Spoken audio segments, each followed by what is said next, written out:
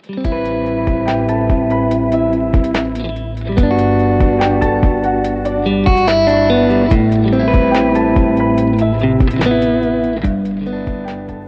evening, everyone. Welcome to Tatami Room, Season 2, Episode 8, Etiquette. This is your host, Martin. I hope you're having a good evening. So this episode will be a little bit shorter and less serious than the previous one. This episode, I wanted to talk about just some random rules, etiquette that is used here in Japan. I have kind of two main points that I want to talk about, and then I also have a bunch of like small rules and little things that you can do or that I've noticed that will kind of make you stand out in the sense that you will be doing things in the quote-unquote proper manner. The Stoic quote for this week is by Zeno. "No loss should be more regrettable to us than losing our time, for it's irretrievable." Quick little personal update. Been quite busy, but it's been a lot of fun. I had the opportunity to play in a boccia tournament about a week ago. It's a Paralympic sport. It's kind of like curling, but not on ice. And the tournament was held, and I debuted with the City Hall team. And it was good fun. We got really close to winning, but we ended up losing on a tiebreaker. But great fun. Volleyball practices have also started again. Honestly, volleyball is something I've been really enjoying. Really look forward to the volleyball practices. And in one instance, I actually we're playing. My team is down 7-14. We're playing 4-on-3. We have 3 people. They got 4, and match point is 15. And so we're in the trenches, and I get the ball. I'm serving. Somehow I managed to peel off 8 points in a row. We battled back to 15-14, but unfortunately didn't end up winning the deuce. But it was that was a cool experience. Also, recently I've discovered that there's a rock climbing gym in the area. I sort of knew about it before, but there's no one to kind of go with me and introduce me. And one of the teachers that I'm close with has been going, and we took a trip down there last week, and we went again this week. And honestly, it was great fun. I used to climb a little bit when I was younger, and I've missed it quite a bit. Met an absolute legend there. Apparently the owner of the place, he studies English and kanji all day. I mean, he's Japanese and meditates a bunch. Apparently he hitchhiked and found his way onto a yacht that went across the Atlantic. So just kind of a really interesting character who kind of runs this place. And one thing I'm going to try doing this episode, shout out to my dad, but he's noticed that I've been using the word whatnot quite a bit, and it's been getting on his nerves. So I will try my best to not use that said word this episode. So please keep me honest. If you notice it, put like a running total in the comments. Just how many times was it uttered? With that being said, let's cut to the main course, etiquette. I'll see you in a bit. Alright, welcome back. So the inspiration for this episode was sort of the fact that I got to thinking that I did an episode on laws and regulations here in Japan. That's just basically, if you come here, how to not get yourself in very bad trouble. But with that being said, I also think that in Japan, a lot of things that the way you're judged, is not just like, oh, are you upholding all the laws? There's a lot more kind of nuanced little social rules, etiquette, that's kind of woven into the fabric of Japanese society, and I thought that that deserved a little bit more attention, and I wanted to talk about it a little bit. So here we are. The things that I will be describing aren't ironclad rules. They're not laws that you must follow, and you will often get a pass on these as a foreigner. If you come here as a foreigner, you're not expected to kind of abide by these same standards. That being said, if you abide by them, or at least are kind of aware of them, people will be more impressed, or you won't stick out as much. So that's just kind of what I wanted to do in this episode. First, starting off, and I think this is a very major point, one of the major points that I wanted to discuss, is bowing and greetings. I think Japan is quite famous or known for bowing when you're greeting, and bowing here and there. almost said the forbidden word, but I stopped myself. So bowing is definitely a thing here in Japan, and I think that as a foreigner, I think when I first came, I was definitely a bit apprehensive of how to bow, when to bow, how many times. So there's all these questions of how do you get these kind of social cues right? And so that's what I'm going to endeavor to explain here. Now, I want to stress to my American listeners, which I think in most people, is greetings, greetings, greetings. So, and what I mean by that is if you're walking in America, you see someone on the street, there's a tendency, I feel like, of some people just, there's no greeting involved, especially if you're in a big city. It's like you just walk past someone, but you don't, no bowing, no nothing, no highs. I think, so coming from Hungary, I remember, and coming, especially when I went to smaller towns in Hungary, I remember my parents telling me, hey, say hello to the person walking across the street, and always say, good morning, good afternoon, all that. So very emphasize greetings a lot. And I think greetings are emphasized in the same way here in Japan. So if even if you're walking into the office and you want to sit down at your desk and you're just going to get into work, before that you want to be hitting everyone you pass as you enter the building, as you're walking to the office building, as you're going up the stairs, you're going to be hitting the greetings, the bows, left and right. Now, before I delve in too much, I kind of split the bowing and greetings to 3 different levels. There's sort of casual, mid-level, and upper level kind of bowing and greetings. And casual would be something like a teacher that you work with and are on quite good terms with.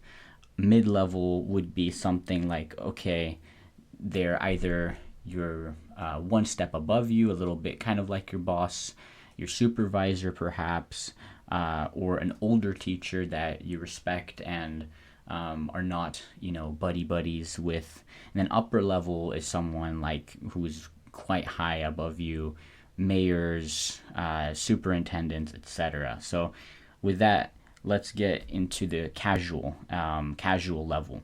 So for example, if you're passing someone on the street, and let's say it's like I said, it's one of your friends, someone you're close with, you can hit them with kind of a nod, tilt of the head, greeting potentially. You don't need to go super out of your way and do anything special. And I guess for this, in this instance, if you pass someone on the street that you don't know, just kind of a curt little bow, or a hello, konnichiwa, also works.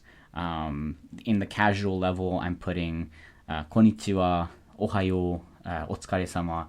Otsukaresama meaning just, good job or good work today. Konnichiwa is just a casual hello. Same with ohayo. It's not even the full ohayo gozaimasu. It's just ohayo. Very, very casual, but that works. I'm not going to, unless I'm trolling a little bit.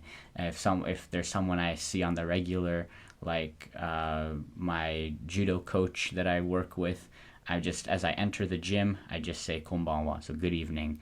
That's about it, and then hit a quick little bow. For mid-level, this gets a little bit more nuanced. As you bow, you definitely want to take a pause and not just keep walking. So for flashback to the casual level, if when you say any of the greetings, you want to hit a curt little bow as you say them, and this just can be, as you're walking, just kind of tilt your head down, bob a little bit, boom, you're done. Again, if I'm talking to my friend, the judo coach I work with, I'm not stopping. I'm just kind of nodding my head down. It's very, very, very casual, very relaxed. Contrast that with the mid-level, where you do not, I feel like, want to keep walking while you're doing the bow. You definitely want to take a pause, set your feet together, bow a little bit lower. You're going maybe like a 45-degree angle, a little bit. Let's go 60-degree angle. 45 is quite a deep bow, I would say.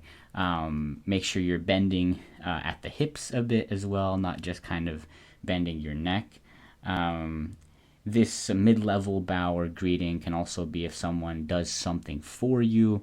If they did an assignment for you, they helped you out with something, or like I said, if you're greeting someone of higher rank, like a principal, or maybe you're seeing a coworker for the first time that day, they're a little bit older and you're not on the best of terms with them. For the greetings here, you're going to be saying "otsukaresama desu." I feel like adding the "des" at the end, or "otsukaresama deshita" at the end, makes it a little bit more formal. Or "ohayo gozaimasu," not just "ohayo," and "yoroshiku onegaishimasu," which means like excited to work with you or looking forward to working with you.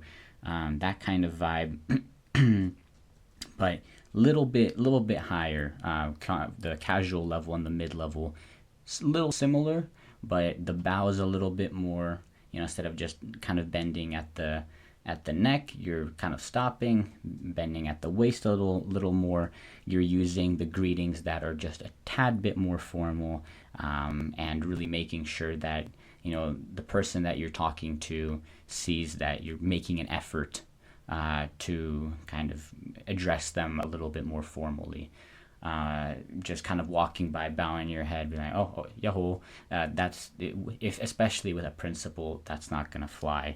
You must be doing "ohayo gozaimasu." It's make sure you're not doing just "ohayo" or even "yahoo." That would be a faux pas. Now, last is the upper level, and in these spots, definitely make a concerted effort to bow, and bow with proper form. The proper form means good posture. Hands are going to be at your sides, feet together. They'll be making a V shape. You're going to straighten your spine, bend at the waist. You should not be bending your head down or arching your back, so it's a very kind of rigid bow, I would say. And the only part that should be bending is the waist, like I said. So you're going to be kind of staring sort of ahead. And I think if we're talking angles, hit about a 45 degrees. Like anything lower, unless you're really showing deference. 45 degrees is a good spot for this. As you bend down, as you're bowing, your hands are going to move either down the front and slide down your thighs till a little bit above your knees, above your kneecaps, or they're going to slide kind of to the back, and you will end up sort of cupping the back of your thigh. So those are the two forms that I've noticed here. I'm actually not sure which one I'm using. I think more recently I've started doing the second one, so as I bow, my hands kind of end up on in the back of my thigh. But the other option is also completely valid. The upper level will be for meeting someone for the first time. A lot of the times, if someone is new to the office, they'll even be wearing like a suit just to show how formal that is. So definitely in these instances, if you're being introduced to someone, you definitely want to be hitting this more proper form. Um, Formal ceremonies and events as well. You don't just want to be doing a curt bow, the casual bow. You want to kind of, put some effort in, and then, like I said, meeting someone of significantly higher rank. Like if I've met the mayor a couple times, and always I try to ensure that I'm hitting the best and most crisp bow I can possibly do. Um, all of this is just a small guide. If you want more tips, I think you can definitely look up a video on how to bow. There's probably a Japanese person who's explaining it, and they're probably explaining it a lot better than I am. But I think this is a very solid guide in general. Like if you're coming to Japan to do jet, or just for a little vacation here, if you're following these, kind of dividing it into the casual, mid-level, and upper, and keeping those things in mind, I think this will help you out quite a lot. Like I mentioned in the beginning, you also get a sort of pass if you're a foreigner, but if you want to adhere to the rules, bowing more often is better. Now, this doesn't mean that you have to turn into like a chicken that just kind of like bowing back and forth, but I would say that on average, these types of interactions, I'm bowing maybe twice or three times. The greetings for the upper level, I don't know if you noticed, but I didn't kind of have any other greetings. They are mostly the same as the mid level, but you're going to, I think the main addition to the upper level is doing the more formal ohayo gozaimasu and hitting a very proper bow at the same time. That'll really that will get the job done. The next main thing I wanted to talk about is senpai-kouhai relationships. Quick little what does senpai-kouhai mean? Senpai means senior, kouhai means junior, and relationships can be characterized like this even if you think like the difference is trivial. For example, if a coworker is a couple years older than you, or maybe they've worked at your job for maybe even just a year longer than you have, they're still your senpai. And there's different ways, like even if you're older than your coworker, if they've worked at the job longer than you have, they're your senpai in that aspect. So always, these kinds of relationships will be very apparent. There will be a very sort of this person is above and this person is below. A lot of relationships can be characterized like that. I wanted to talk more about the kouhai end of things here, since I'm virtually always the kouhai or the junior. In terms of greetings and bowing, always do more than your senpai. So I generally try to make sure that if I'm greeting a principal, they bow to me once, I'm bowing twice. And this isn't like a rule that's written in stone, and I'm not even sure if it's 100% correct, but that's just what I've been doing, and I think it's been working fairly well for me. I think that as a kouhai, doing a little more in the greeting department than your senior, it'll go a long way. It definitely shows that you understand the role, and you're showing deference to that senior. When you're talking to your seniors, always add san or sensei, even if they just call you like your regular name. Even if for me they'd just say maton, I will always call them back and say something something sensei or something something san. So always add that extra little thing. There's very few people that I refer to where I don't attach kind of a little honorific. San is really just it's like the English equivalent of Mister.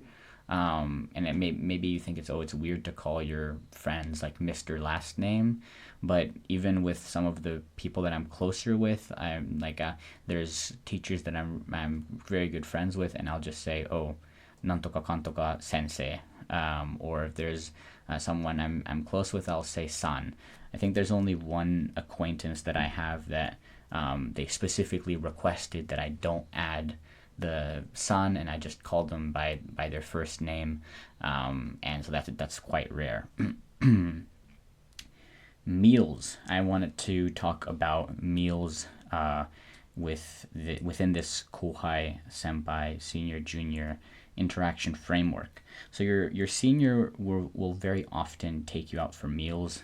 This is not the case across the board, but it has happened to me quite a lot. They will often also pay for your meals, especially if they're the ones that suggested going out to eat.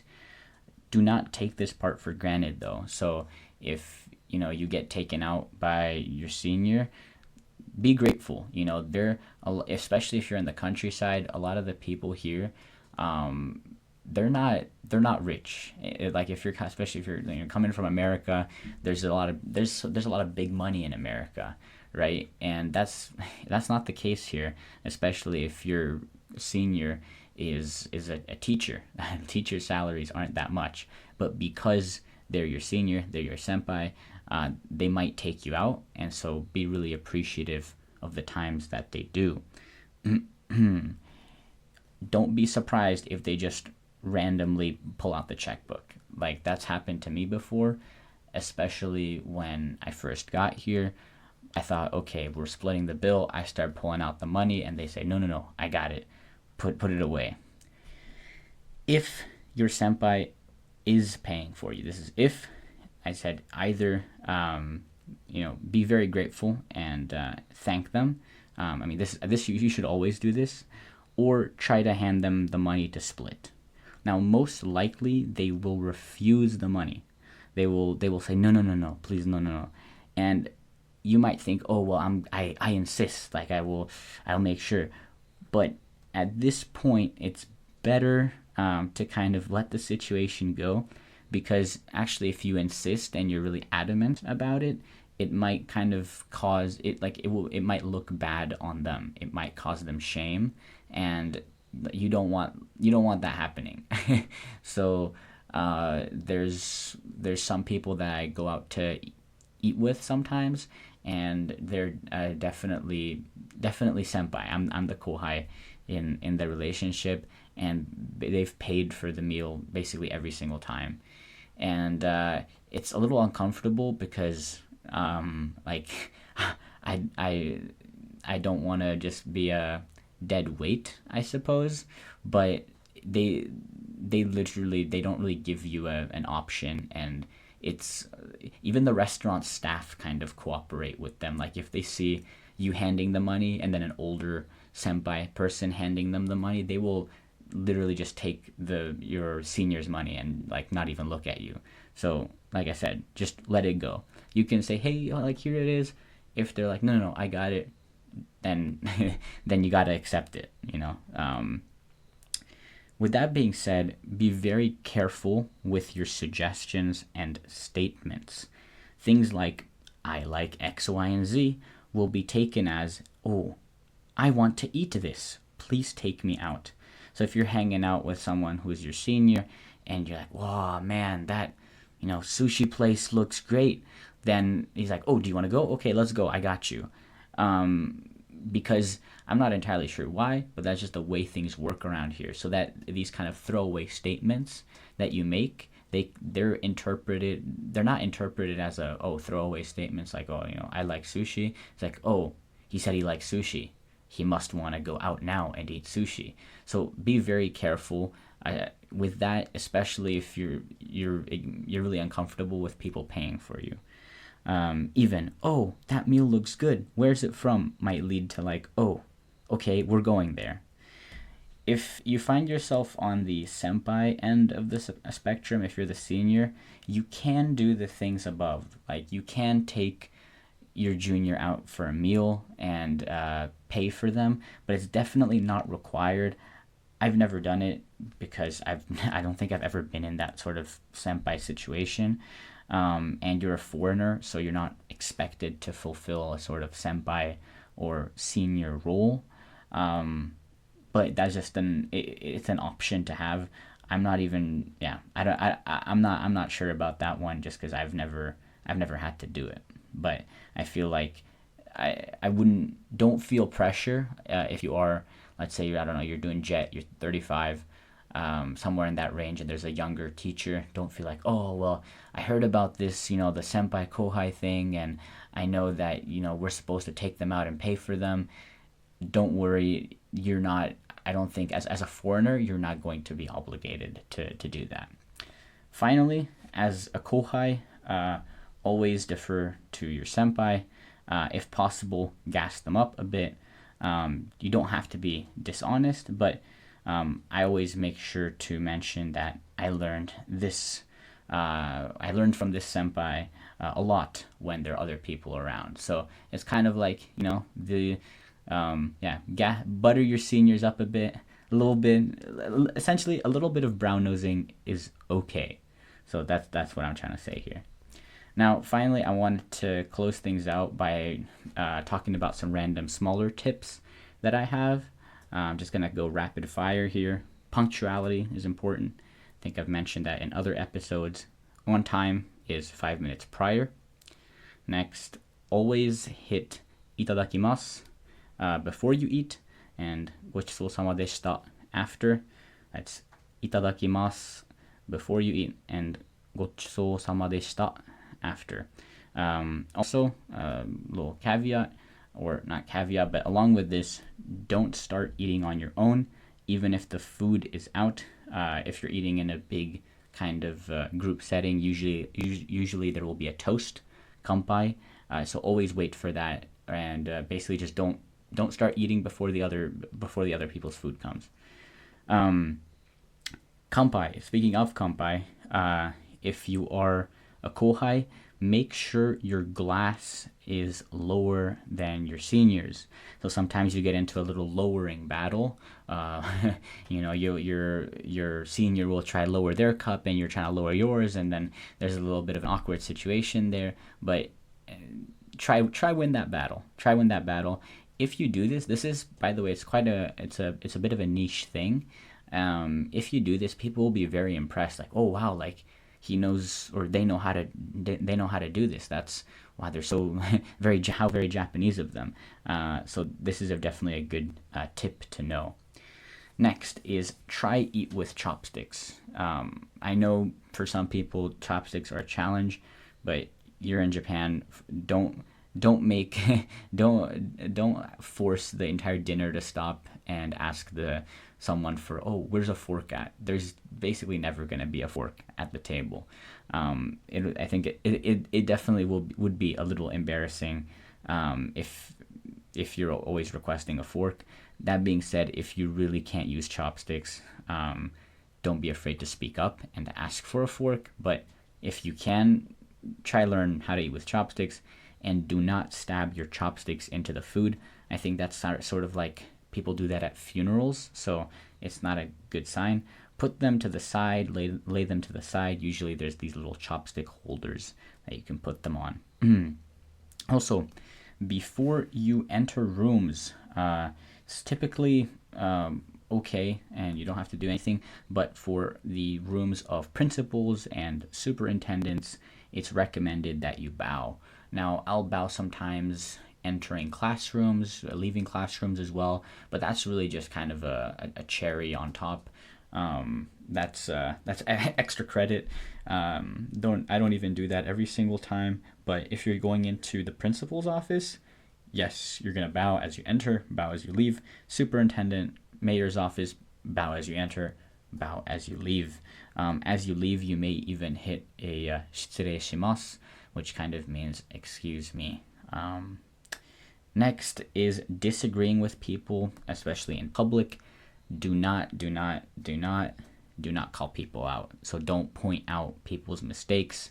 I know there's a sort of tendency like, hey, what are you, like, that was wrong. Like, if some people might have that within them of, really speaking up when they see something that they think is wrong. I would advise very heavily against that.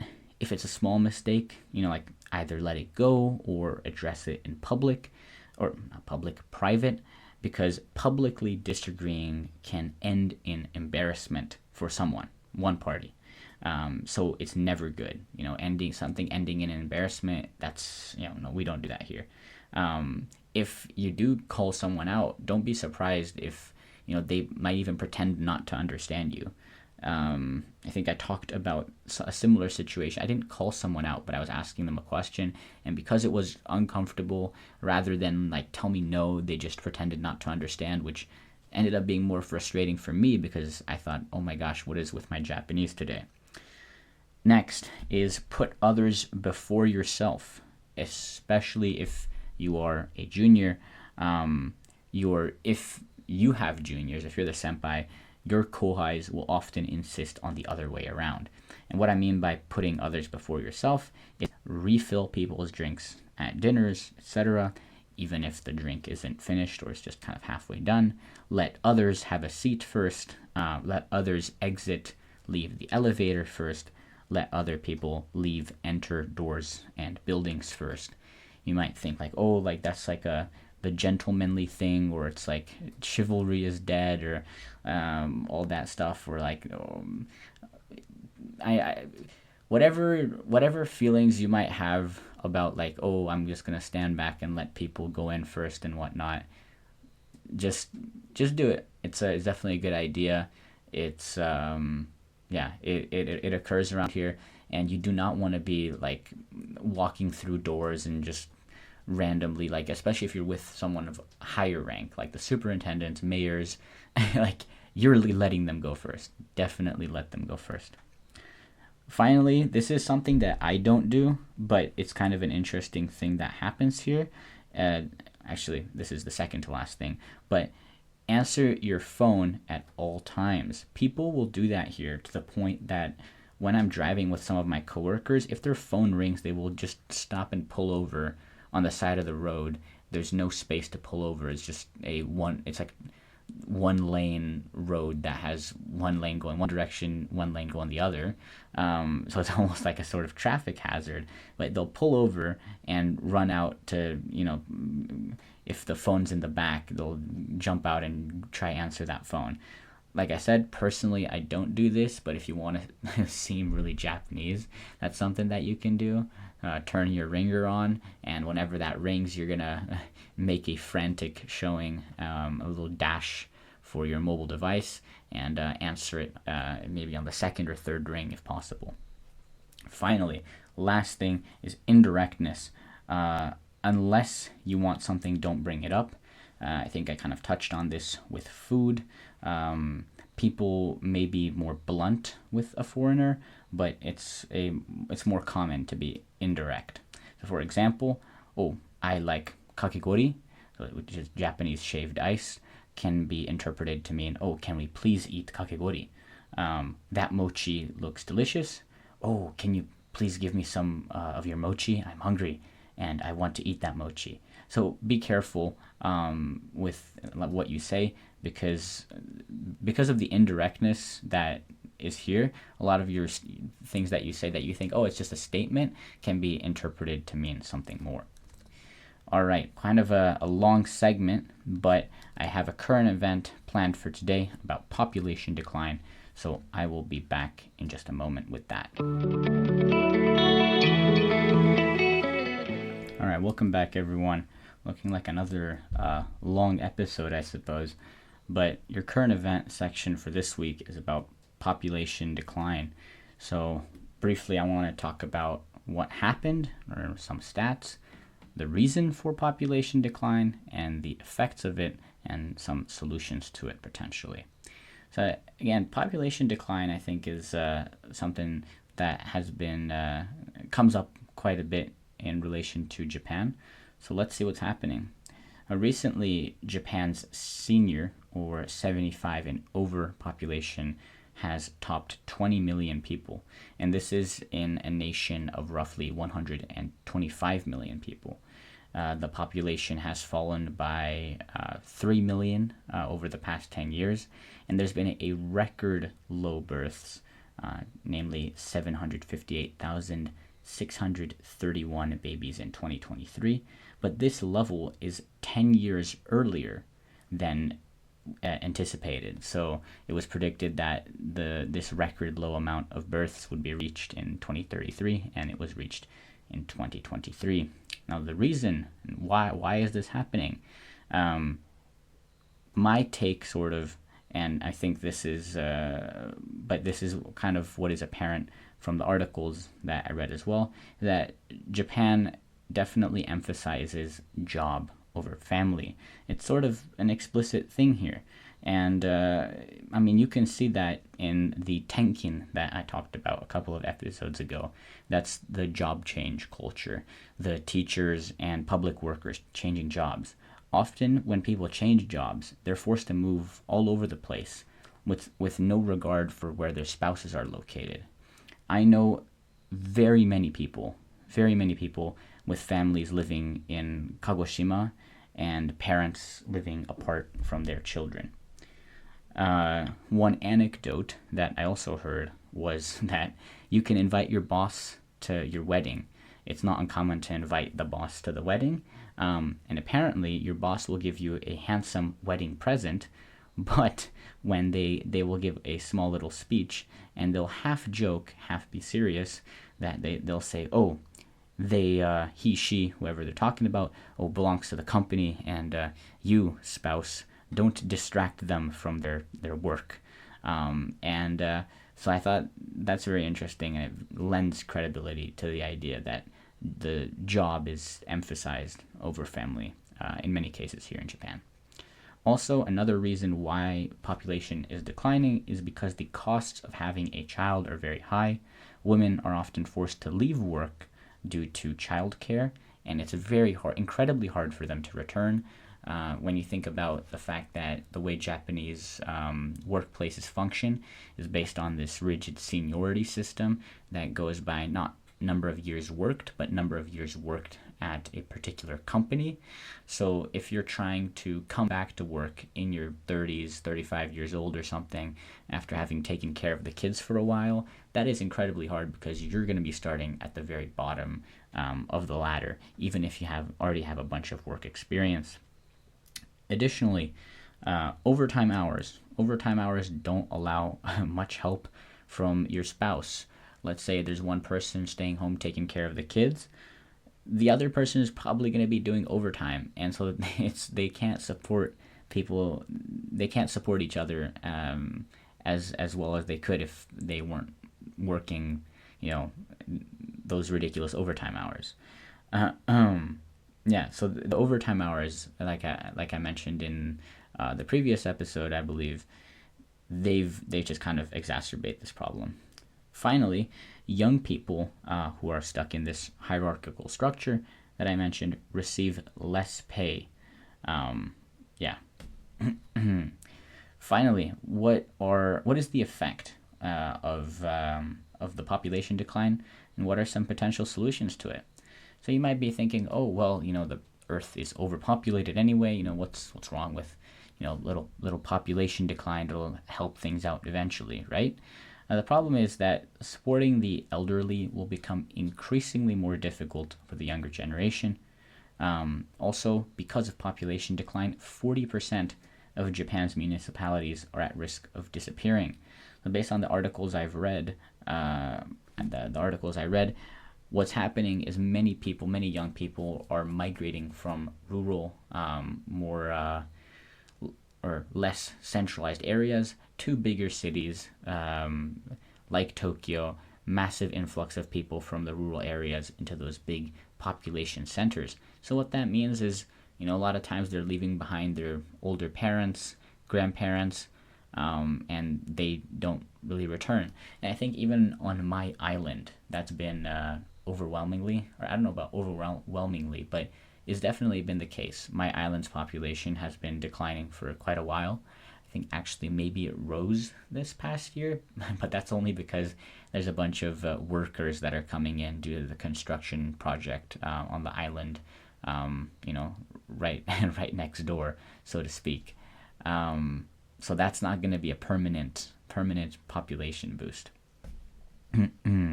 Finally, another effect of a small or shrinking population is that some municipalities are in a sense, fighting each other for young people.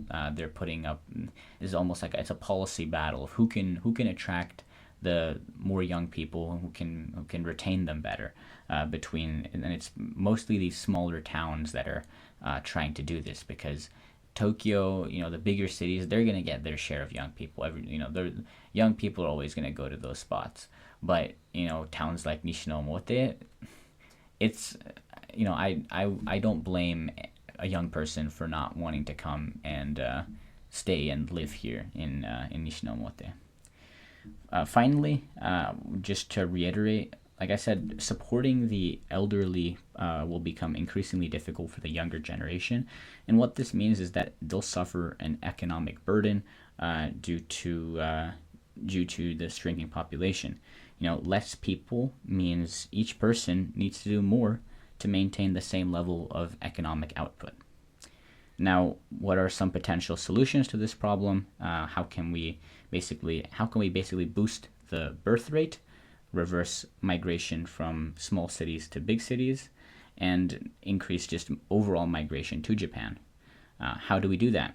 And one idea is increased pay for young people, and this is mostly on companies. A little bit of push from the government could help. Potentially allow temporary workers to switch into more permanent positions. Again, the companies could definitely help out here. And for example, a mom or dad who's can't do a full-time job because of they're taking care of their child, they're going to be doing a temporary gig if they're doing a temporary gig.